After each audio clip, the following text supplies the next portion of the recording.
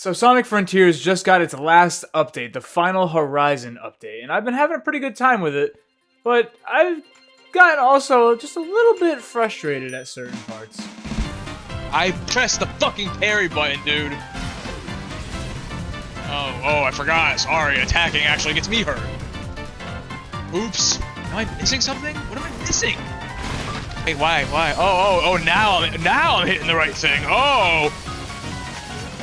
By complete fucking accident. Oh, here we go. Now he's taking damage. Okay. Like, what the fuck is going on there? So why did I lose last time? When this same cutscene played?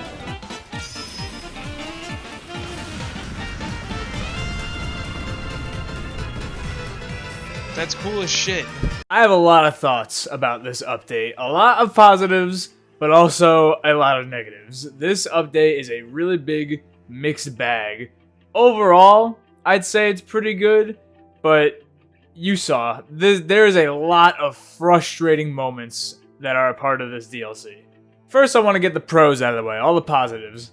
First of all, this is a massive update. It's like a 12 plus hours of new content. It basically just replaces the entire final island of the game with a new story, new platforming challenges, new characters, new skills to unlock, new cyberspace levels. It's incredible. It's incredible how much content they packed into this one update. The new characters are probably my favorite part of the entire update. Playing as Amy, Knuckles, and Tails feels really good, especially Amy. I did not expect Amy to be one of my favorites, but she is. She has a lot of amazing new platforming abilities. She can hover with her tarot cards.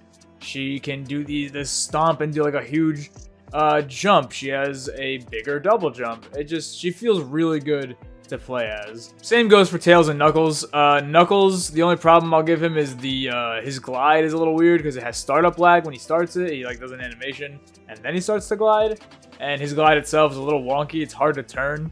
But other than that, I think he's fine. And Tails is one of my favorites also because they gave him back the Cyclone mech from Sonic Adventure 2. It's incredible.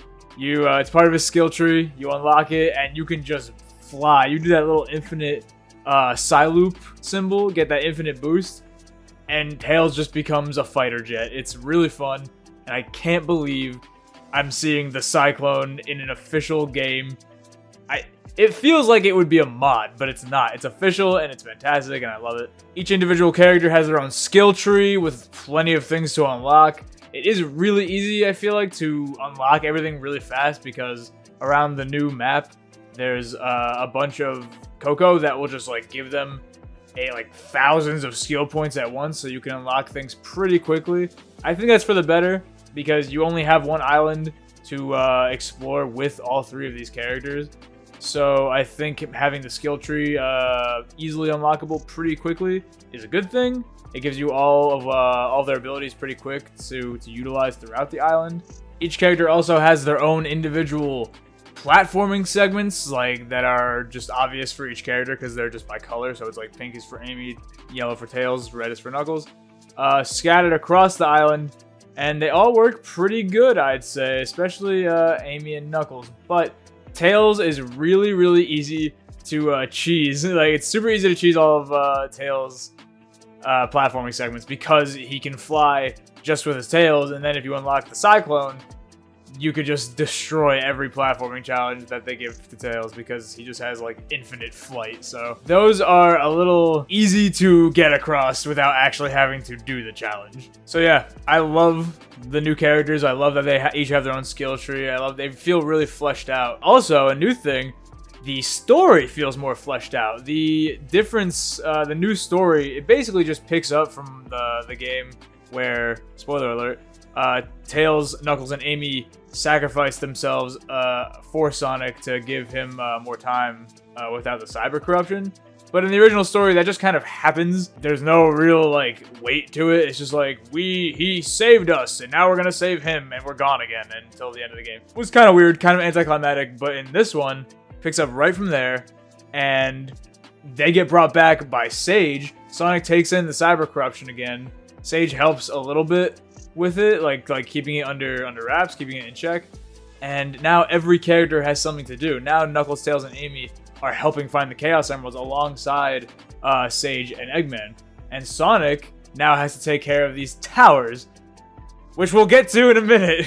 But yeah, overall, the story just has a much more complete feeling conclusion, especially with the final boss, which we will talk about in a second.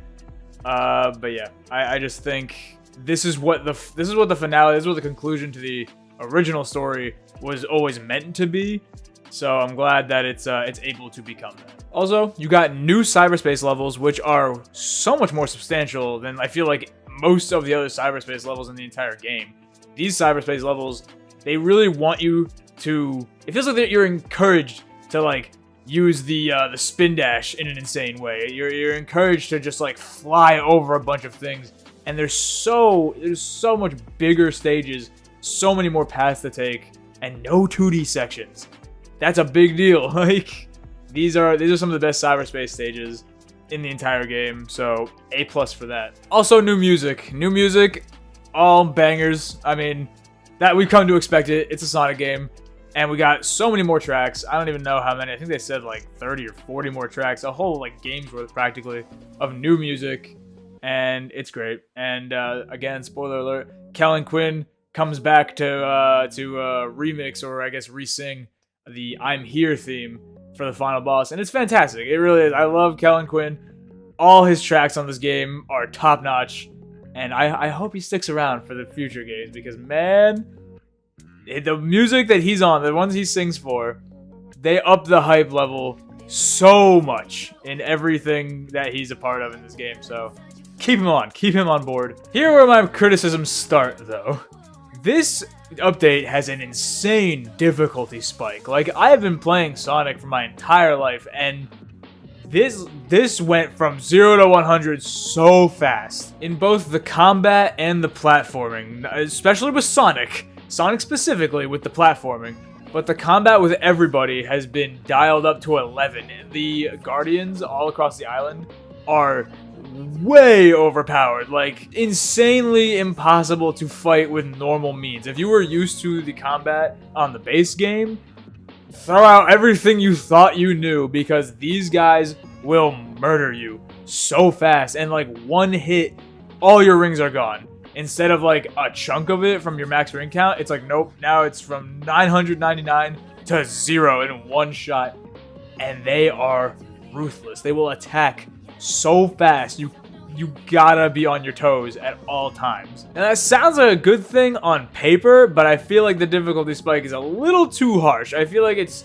a barrage of attacks, and there's not much to learn or like be able to telegraph when the attacks are coming. You just gotta like pick a god and pray, because these enemies will annihilate you. Now, this isn't a huge deal because you don't have to fight the Guardians. They just give you portal gears, and you can find portal gears throughout the island with Psyloop.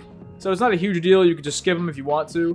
But what you can't really skip is the platforming. Specifically, Sonic's platforming when you have to climb the towers. They ask way too much of the player when considering how this game controls.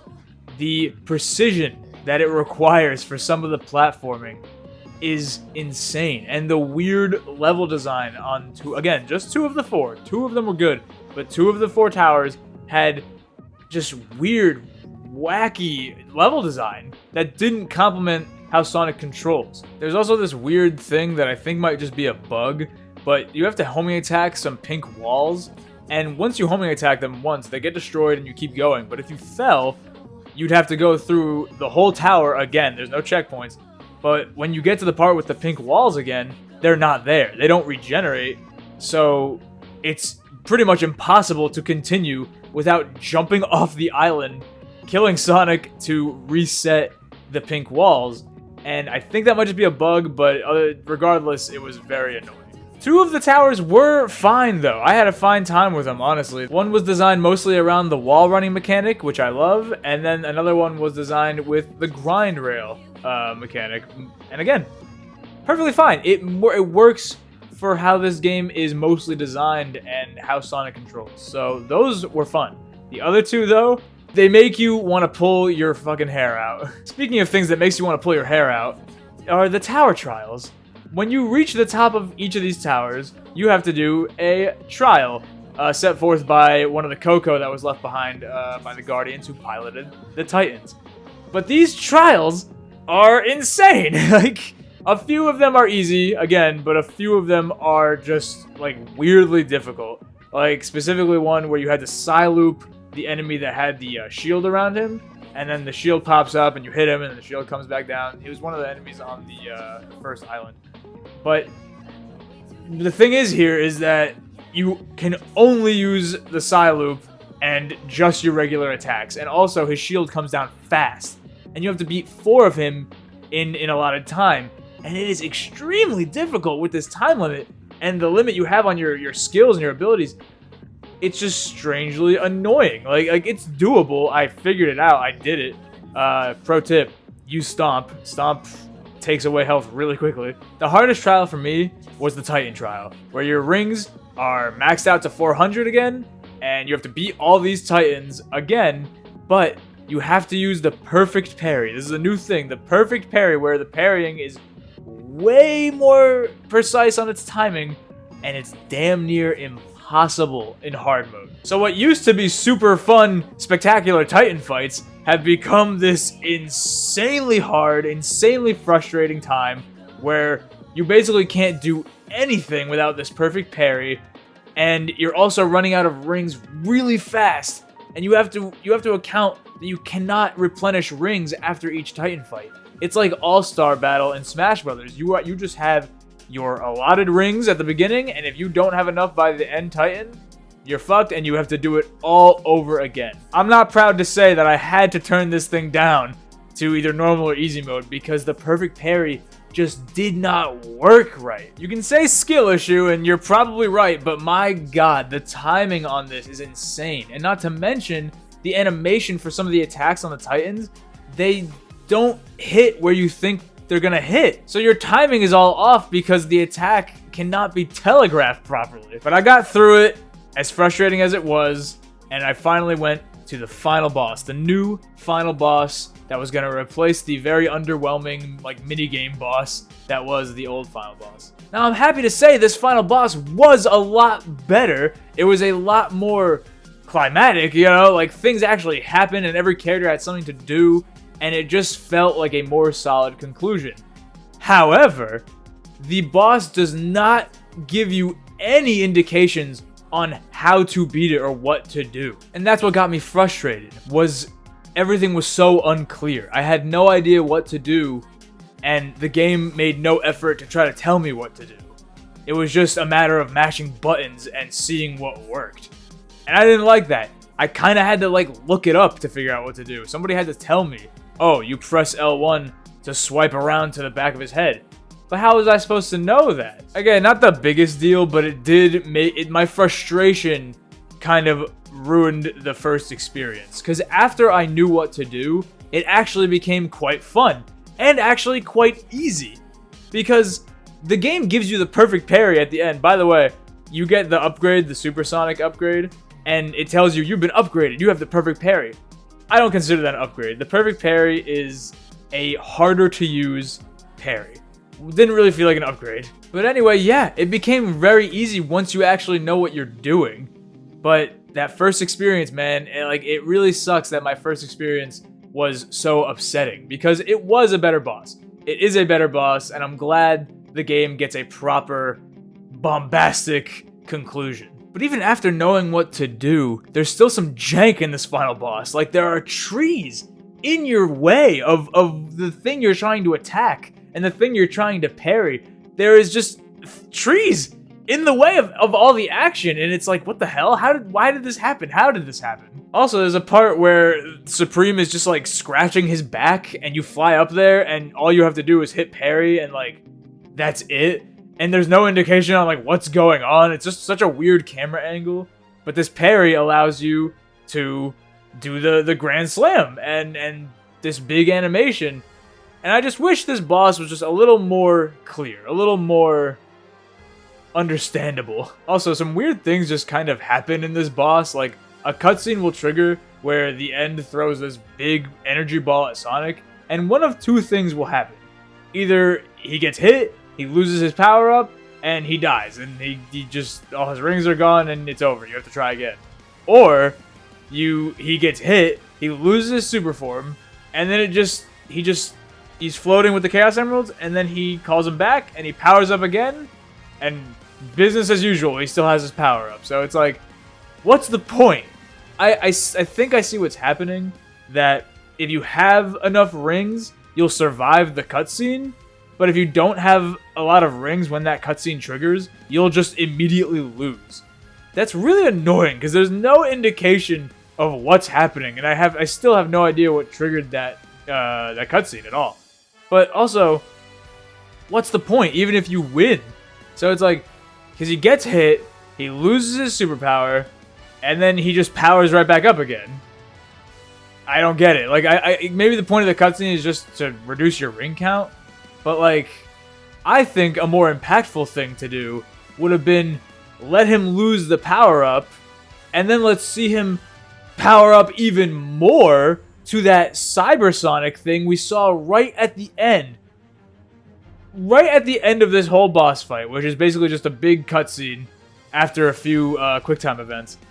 Which are all badass, by the way. Everything that happens, all the QuickTime events, badass, all the animations, the Grand Slam animation, everything is super, super cool in this boss fight. Right at the end of the boss, Sonic goes into the barrel of the gun, and he starts powering up. And he does get, like, exactly what we've all kind of been anticipating. He gets, like, a new form that makes him look different, and all, like, cyberspace, cybernetic. He gets, like, all black and blue. His eyes go gray and swirly. He gets spiky teeth. And, like, that's what this new form should have been. Like, the blue eye thing. I think the new form should have been that, what we see in the cutscene. We should be able to play as that. The fact that you didn't get to play as something like that really disappointed me.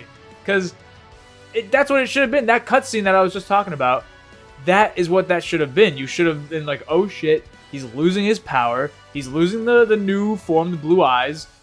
And then he should have been like, no, I'm going to power up even further. And that's when that Cybersonic form should have appeared. And then you should have had one last section where you play as him. You play as that new form. You beat the shit out of the end. And then you do the whole gun cutscene. But yeah, I think that's how that should have played out. I think it's very disappointing that we didn't get to actually play as that badass new form he got. And it only lasts for like a split second, so I don't know. That was disappointing. But it's still, in terms of concept and like spectacle, it's still a lot better than the original final boss was. And it makes me upset knowing that I got so damn angry at it, even though once you know what to do, it's actually extremely easy and the payoff is very good. But the boss was so unclear, it's very confusing, and the perfect parry thing is like not that fun. It's just a harder to use parry. I know that was one of the criticisms the main game got, was that the parry wasn't really a parry. It was just like, hold the buttons down and you get an infinite parry. You don't have to time it at all. But I think they went a little too far in the wrong direction with the perfect parry, especially if you're on hard mode, because the timing is so precise. Overall, I still think it's a bit of a mixed bag. There is a lot of good, and there is also a lot of just like weird and bad a part of this update.